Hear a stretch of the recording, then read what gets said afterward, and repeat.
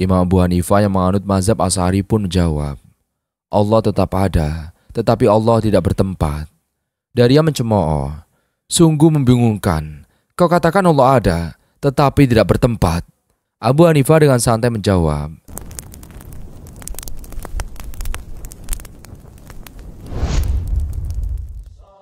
Assalamualaikum warahmatullahi wabarakatuh.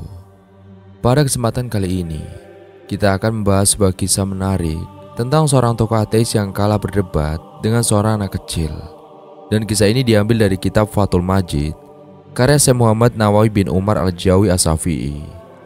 Dalam kisah ini, seorang ateis yang selalu mengandalkan logika, akhirnya tidak mampu melawan argumen sederhana dari seorang anak berusia 7 tahun. Tanpa memerlukan kitab suci, hanya dengan logika dasar, pandangan sang ateis pun goyah. Kisah ini berkaitan dengan Imam Abu Hanifah. Siapa yang tidak mengenal namanya? Beliau lahir di Kufah, Irak pada tahun 699 Masehi. Luqman bin Tsabit, yang lebih dikenal dengan nama Imam Abu Hanifah, adalah seorang ulama cerdas yang mendirikan mazhab Hanafi. Kecerdasannya sudah tampak sejak usia muda. Bahkan saat berusia 7 tahun, beliau sudah menjadi murid kesayangan Imam Ahmad. Imam Abu Hanifah pernah memenangkan sebuah debat melawan Dahriyah, yaitu seorang ateis yang menggembarkan dunia Islam di Baghdad. Kisah ini menceritakan tentang seorang imam Hanafi muda yang menghadapi tantangan pemikiran dari Dahriyah yang saat itu menjadi fenomena di masyarakat. Beberapa versi menyebutkan bahwa Dahriyah bukanlah seorang ateis, melainkan seorang pendeta Yahudi.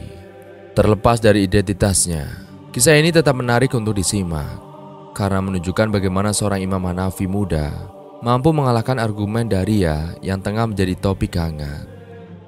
Dahriyah datang ke Baghdad dan mengguncang masyarakat muslim dengan argumentasi logisnya yang berusaha meruntuhkan keyakinan mereka tentang Tuhan. Para ulama pun mencoba berdebat dengannya, namun setiap argumen mereka dengan mudah dipatahkan oleh Dahriyah. Kekhawatiran mulai muncul di hati khalifah yang kemudian memerintahkan para menterinya untuk mencari ulama dari daerah lain yang mampu menandingi argumen-argumen Dahriyah. Para utusan khalifah akhirnya bertemu dengan Imam Muhammad bin Sulaiman, seorang tokoh teologi dan ahli fikih bermazhab Asy'ari yang juga merupakan guru dari Imam Abu Hanifah. Para utusan menyampaikan kekhawatiran khalifah mengenai pengaruh Dahriyah yang telah mengalahkan para ulama di Baghdad dan berpotensi mengganggu akidah masyarakat awam. Sebagai solusi, akhirnya dipersetujui untuk mengadakan debat terbuka antara Imam Muhammad dan Dahriyah.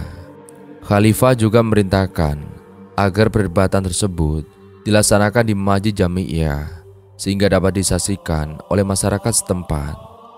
Kabar mengenai perdebatan ini pun disambut dengan antusias oleh warga Baghdad.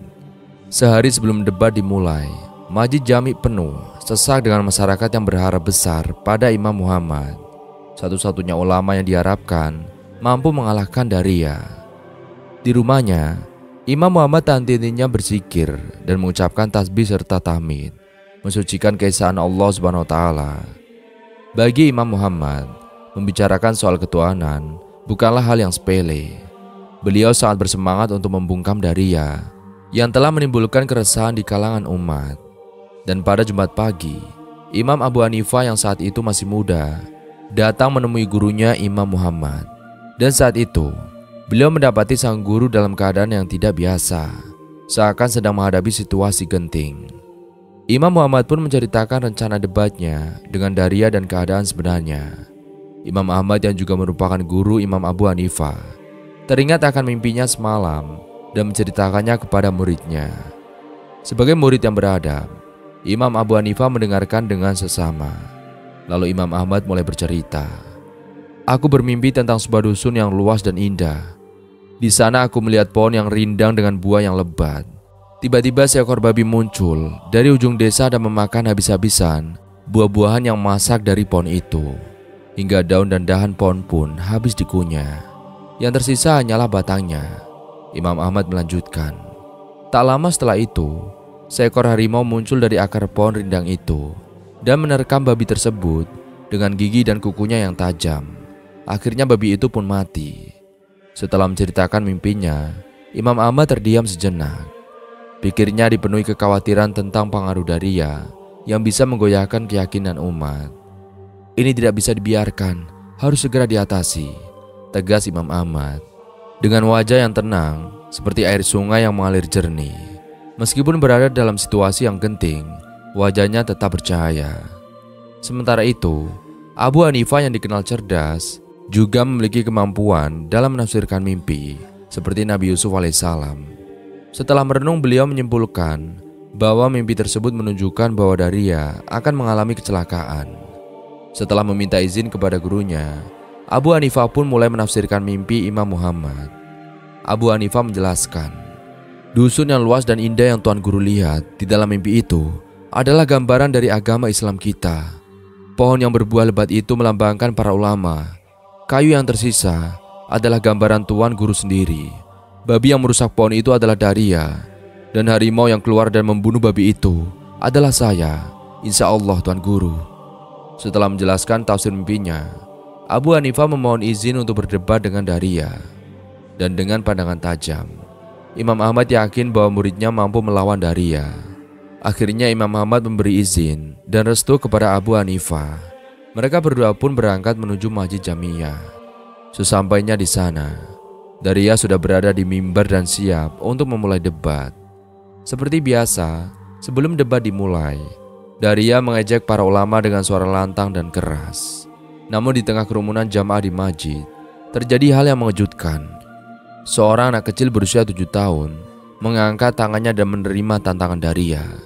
Dengan suara lantang, anak tersebut berkata, "Guruku Imam Ahmad, terlalu mulia untuk berdebat dengan orang sepertimu.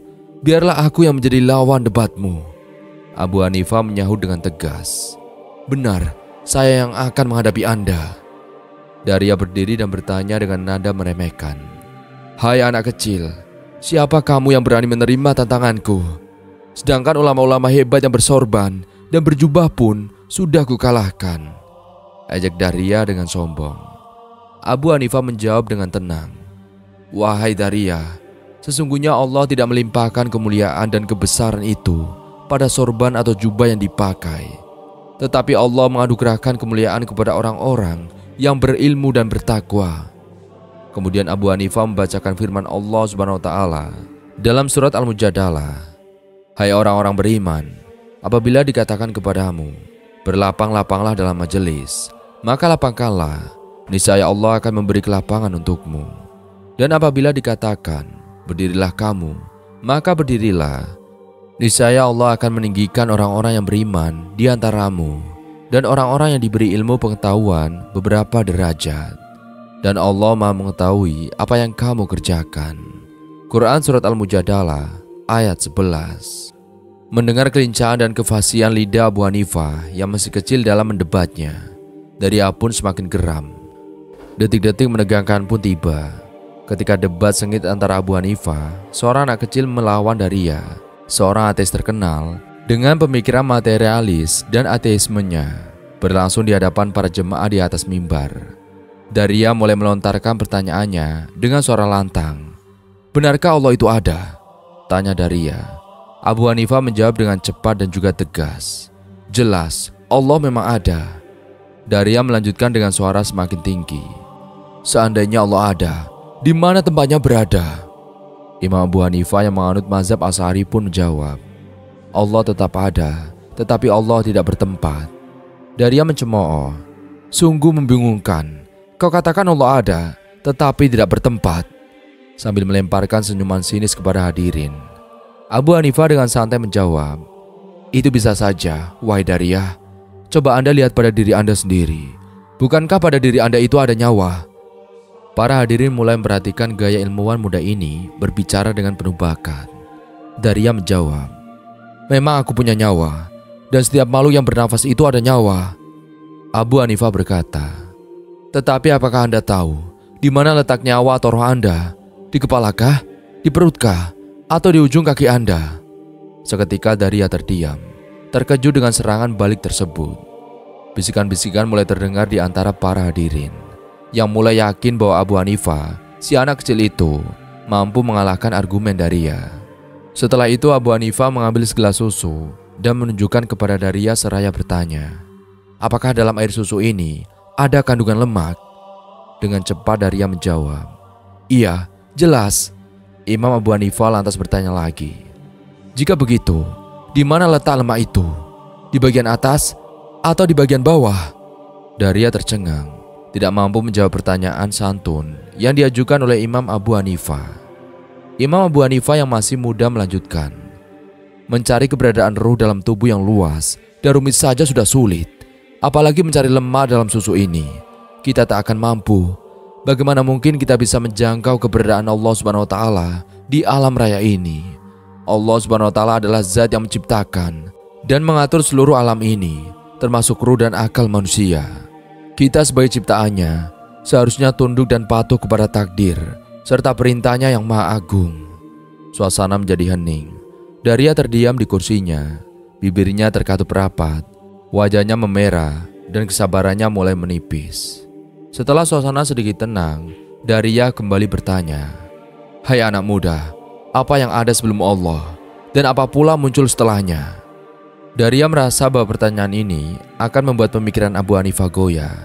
Semua mata tertuju pada Abu Hanifah, murid Imam Ahmad yang cerdas ini. Abu Hanifah menjawab dengan tenang, "Wahai Daria, tidak ada sesuatu pun yang ada sebelum Allah, dan tidak ada sesuatu pun yang akan muncul setelahnya. Allah Subhanahu wa Ta'ala adalah awal dan Dia adalah akhir." Abu Hanifah menjawab singkat, padat, dan tegas. Namun Daria menepis, "Sangat aneh, bagaimana mungkin Tuhan ada tanpa permulaan? Dan bagaimana mungkin Dia juga akhir tanpa ada yang setelahnya?" Daria berusaha berdalih dengan logika dan senyum tipisnya. Abu Hanifah menjelaskan, "Iya Daria, dalilnya ada pada dirimu sendiri. Coba perhatikan ibu jari Anda. Jari apa yang Anda lihat sebelum ibu jari ini?" Abu Hanifah menunjuk ibu jarinya ke langit, dan beberapa hadirin menirunya. "Kemudian perhatikan jari kelingking Anda. Apakah ada lagi jari setelahnya?" Daria terdiam, membolak-balikan jarinya.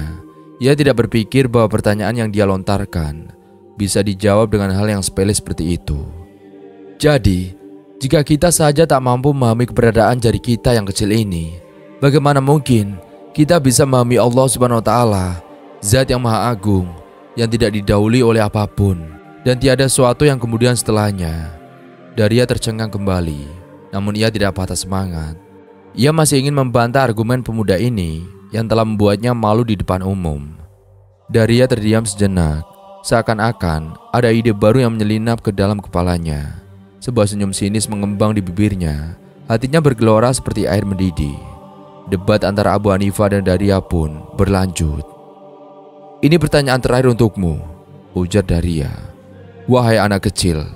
Daria sengaja meninggikan suaranya, berusaha menutupi rasa malunya.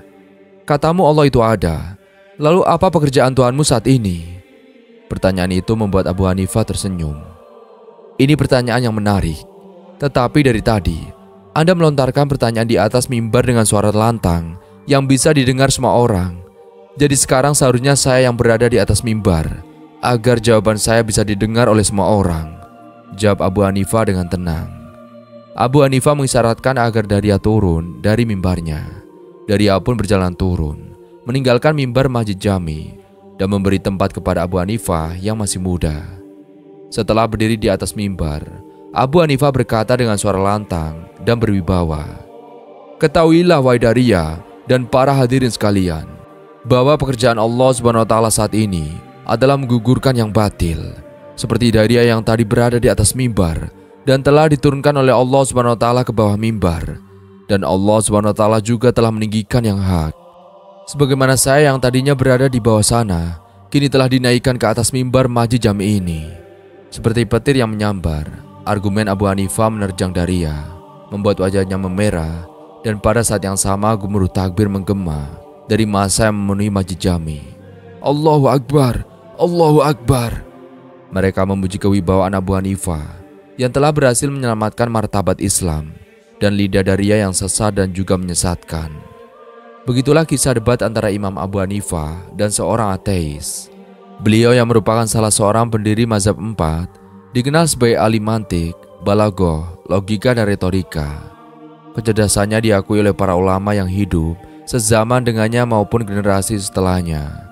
Hingga kini nama Imam Abu Hanifah terus dikenang di seluruh dunia, dan mazhabnya dianut oleh banyak orang di berbagai belahan dunia.